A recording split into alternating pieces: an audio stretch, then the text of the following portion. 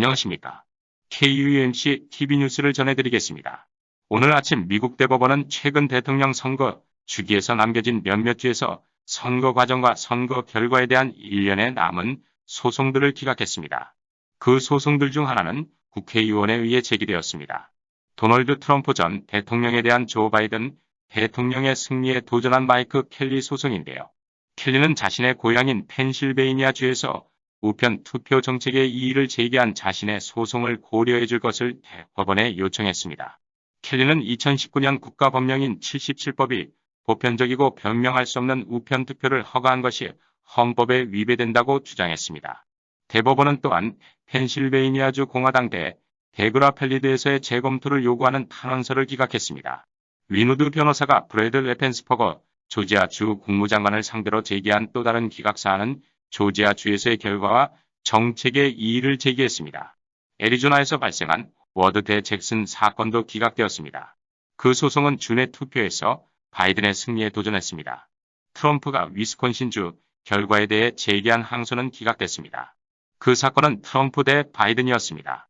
이번 선거에 유일하게 공화당이 희망을 보였던 위스콘신에 관련된 또 다른 항소심인 킹 대 휘트머의 소송도 기각되었습니다. 이러한 대법원의 판결을 본 미 국민들은 민주주의인 미국에서 이러한 사법부가 정치화하는 모습을 보고 아연실색하는 모습들입니다. 민주주의의 최후 보류인 대법원에서조차 무너져 내리는 모습을 보고 탄식을 하는 모습들입니다. 미국 공화당 소속 한국계 연방 하원의원 2명이 잇따라 중국을 견제하는 정책 행보에 나서 한국계 여성 의원들의 활약으로 미국 정치계에 큰 주목을 받고 있습니다. 이승주 기자가 보도합니다. 초선 의원인데도 불구하고 굵직굵직한 법안들을 발의했는데 한국계 미셸 박스틸 연방하원은 최근 중국 정부가 지원하는 해외 교육기관인 공자학원의 미국 내 영향력을 차단해야 한다고 밝혔고, 또 한 명의 한인 여성인 영김 연방하원 의원은 대만의 세계보건기구 WHO 옵서버 지위를 복원하는 내용의 법안을 발의했습니다. 미셸 박스틸 의원은 지난 19일 트위터에 글을 올려 중국 공산당의 위협에 초당적으로 대응해야 한다며 중국의 영향력과 선전 내용을 우리의 교실에서 차단할 수 있도록 해야 한다고 말했습니다. 그는 다른 글에서도 우리는 중국에 단호하게 대처할 필요가 있다며 공자학원에 대한 연방정부의 자금 지원을 중단하는 공화당 안을 민주당이 하원교육노동위원회에서 저지한 것을 비판했습니다. 이어 공화당이 마련 중인 공자학원 대응책은 납세자가 낸 돈이 중국 연계기관에 들어가는 것을 차단할 것이라고 강조했습니다. 그는 그러면서 공화당 하원 지도부가 조 바이든 대통령에게 미국 내 공자학원에 대한 철저한 조사를 촉구하는 서한을 보냈다는 소식도 함께 게재했습니다. 공화당은 도널드 트럼프 행정부 시절 대중정책에 따라 미국 대학과 초중고교가 공자학원 등 중국 정부의 지원을 받는 기관과 협약을 맺고 금융거래를 했을 경우 이를 투명하게 공개하도록 해야 한다는 입장입니다. 공화당 지도부는 서한에서 지난 10일 미중 정상 간 전화통화 당시 바이든 대통령의 발언을 다시 인용하며 우리가 움직이지 않으면 중국이 우리의 점심을 먹어치울 것이라며 중국이 미국의 연구와 기술을 훔치고 학생들을 선동하기 위해 미국의 학문 시스템을 남용하는 것은 우려되는 일이라고 말했습니다. 이와 함께 영김 의원은 민주당 소속 브래드 셔먼 의원과 함께 세계보건기구 WHO에서 대만의 옵서버 지위를 회복하도록 하는 내용의 법안을 발의했습니다. WHO가 1948년 설립될 당시 대만은 창립 멤버였고 2009년과 2016년 옵서버 자격으로 WHO의 최고 의사결정 기구인 세계보건총회 WHA에 참가했습니다. 하지만 하나의 중국을 주장하는 중국의 반발로 이후 총회에 참석하지 못하고 있습니다. 영김 의원이 발의한 법안은 미국 대외 정책을 총괄하는 국무장관이 WHO와 WHA에서 대만의 옵서버 지위를 복원하는 전략을 시행하도록 하는 내용을 담고 있습니다. 김 의원은 대만은 미국의 강력한 동맹이자 세계보건의 선두주자라며 대만은 옵서버 지위를 회복함으로써 신종 코로나 바이러스 감염증과 관련한 최신 정보를 WHO에 다른 국가들과 공유하게 될 것이라고 말했습니다. 그는 중국이 대만과 WHO 파트너 국가 간 협력을 금지한 것은 부끄러운 일이라며 미국과 대만 관계 강화와 대만 지원을 위해 할 수 있는 모든 것을 다할 것이라고 강조했습니다. 법안을 공동 발의한 셔먼 의원도 중국이 대만을 WHO에서 차단하고 중요 정보에 대한 대만의 접근을 제한하는 것은 터무니없다며 하원 외교위원회의 신속한 처리를 희망한다고 말했습니다. 다음 뉴스입니다. 조 바이든 신임 대통령이 코로나19에 대해 트럼프 전 대통령을 방역 미비와 백신 공급 부실에 대해 신랄하게 비판하였는데 바이든 대통령이 취임 이후 한 달 만에 미국 내 코로나19 사망자가 무려 10만 명이나 늘어났습니다. 이로써 작년 2월 26일 첫 사망자 발생 후 지금까지 1년 동안 누적 사망자는 51만 명을 넘어섰습니다. 김은혜 기자가 보도합니다. 미국 존스 홉킨스대에 따르면 바이든 취임 당시 39만 7,611명이던 미국 전역의 누적 사망자는 한 달 후인 21일 기준 50만 명에 육박했다고 밝혔습니다. 바이든 대통령 취임 후 첫 한 달 동안 미국 전역의 사망자 수가 무려 10만 명 가까이 늘어난 것입니다. 이는 도널드 트럼프 전 대통령이 재임했던 지난 1년 동안 발생한 사망자의 20%가 넘는 수치입니다. 전망은 더욱 어둡기만 합니다. 향후 석 달 안에 사망자가 최소 9만 명 이상 더 늘어날 것으로 예상된다고 밝혔습니다. 미국 워싱턴대 의과대학 산하건강지표 및 평가연구소 IHME는 오는 6월 1일까지 미국에서 사망자가 9만여 명 이상 더 늘어날 수 있다고 경고했습니다. 현재 미국의 누적 확진자는 2,820만 명이며 하루 평균 사망자는 약 2,000명입니다.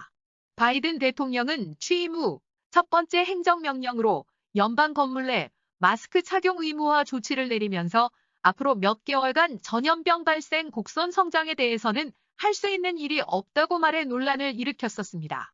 미 백악관 방역 고문인 앤서니 파우치 국립알레르기 전염병연구소 소장은 CNN의 내년에도 마스크를 착용해야 할 가능성이 있을 것이라고 보도했습니다.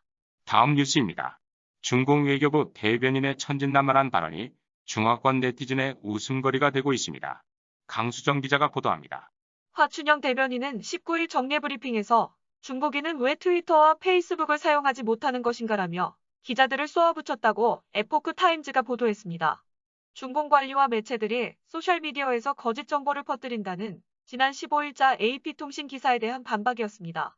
이 기사에서는 미 싱크탱크 애틀랜틱 카운슬이 트위터 등 소셜미디어를 조사한 결과 중공 관리와 매체들이 코로나19에 대한 거짓 정보를 가장 많이 유포시키고 있었다고 전했습니다. 기사는 이어 중국 외에 미국, 러시아, 이란 등도 거짓 정보 확산에 크게 활약했다고 덧붙였습니다.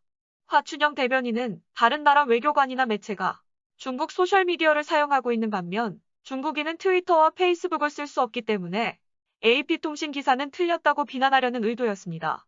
이는 누워서 침 뱉기가 된 꼴이었습니다. 중국인의 트위터와 페이스북 접속을 차단하고 있는 것은 AP통신이나 외신 기자, 외국 정부가 아니라 중공 자신이기 때문입니다. 중공은 지난 2009년 신장 위구르 자치구 우르무치 시위 때 강경 진압으로 유혈 사태가 벌어진 이후 중국에서 트위터와 페이스북 접속을 전면 차단하고 있습니다. 화춘영의 반박을 접한 홍콩 등 중화권 네티즌들은 화춘영이 미국에 질문을 던졌다. 왜 중국인은 트위터, 페이스북을 쓰면 안 되냐고.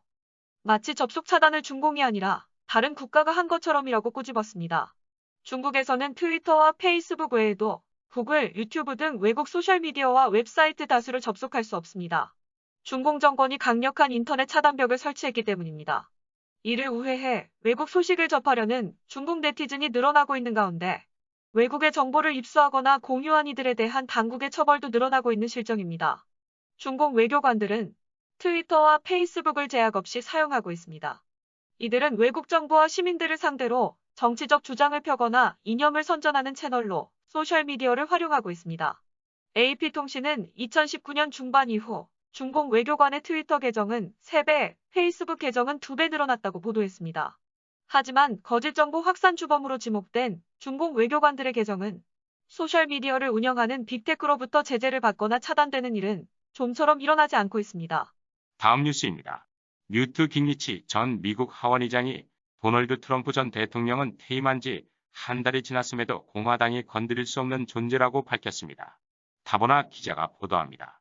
깅리치 전 의장은 22일 뉴욕 WABC 방송과의 인터뷰에서 놀랄만한 점은 트럼프 전 대통령이 여전히 당내에서 아무도 그와 싸울 수 없을 정도로 엄청난 영향력을 가지고 있다는 것이라면서 이같이 주장했습니다. 그는 당 소속 의원들이 트럼프 전 대통령에 대해 불평이나 비난을 할 수 있다면서도 그러나 맥코널은 트럼프와 싸울 수 없다고 했습니다. 공화당 1인자인 미치 맥코널 상원 원내대표가 당내 친 트럼프 세력과 맞설 만큼 큰 지지 기반을 갖고 있지 않다는 지적입니다. 최근 트럼프와 맥코널 사이에 오간 비난을 언급한 것으로 보여집니다. 맥코널은 지난 13일 상원 탄핵 심판 부결 직후 트럼프에 대한 비판을 쏟아냈었습니다.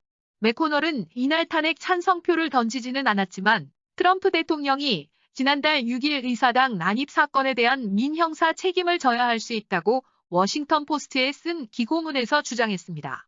트럼프 전 대통령은 이틀 뒤인 15일 맥코널의 리더십을 비판하는 성명을 내고 새로운 상원 수장이 필요하다고 반박했습니다. 맥코널은 트럼프 성명이 발표된 이후 아직 이에 대한 답변을 내놓지 않고 있습니다. 깅리치 전 의장은 이날 인터뷰에서 공화당 의원들의 트럼프를 향한 경멸은 당내 기득권층이 있음을 상기시켜주는 것이라고 말했습니다. 또 국민들은 이런 공화당 지도부의 비판적 입장을 갖고 있었고 이는 2015년 트럼프가 대통령 후보로 나서는데 중요하게 작용했다고 설명했습니다. 이어 공화당 하원 원내대표인 케빈 메카시 의원을 거론 트럼프와 각을 세우지 않고 협력함으로써 하원에서의 선거 승리를 확보하는 길을 마련하도록 현명하게 행동했다고 강조했습니다. 미 의회에서의 선거 승패를 좌우할 만큼 트럼프의 영향력이 크다는 평가인 것입니다. 트럼프 전 대통령의 영향력은 그에 대한 탄핵 심판 이후 부각됐습니다.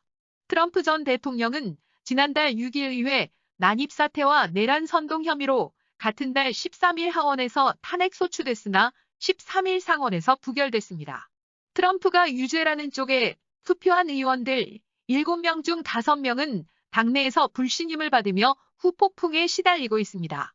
불신임을 받은 의원은 리처드 버, 빌 캐시디, 리사 머코스키, 벤 세스, 팻 투미 등 의원 5명입니다.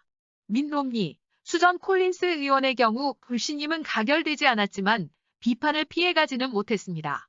이에 존 툰 공화당 상원 의원은 13일 AP통신에서 사람들은 다른 결론을 내릴 수 있다. 우리가 언론과 좌파의 캔슬 컬처를 비판하려 한다면 우리 스스로도 그렇게 할 수 없다면서 불신임을 가결한 공화당 지역구를 비판하기도 했습니다. 트럼프 전 대통령에 대한 인기는 여론조사에서도 나타나고 있습니다. 최근 한 여론조사에서 공화당원 약 70%는 트럼프 대통령이 상당한 정당에 합류할 것이라고 답변, 트럼프에 대한 지지도가 여전함을 보여줬습니다. 이상 KUMC TV 뉴스를 마칩니다. 담당의 지철이었습니다. 건강하고 행복한 하루 되시기 바랍니다. 안녕히 계십시오.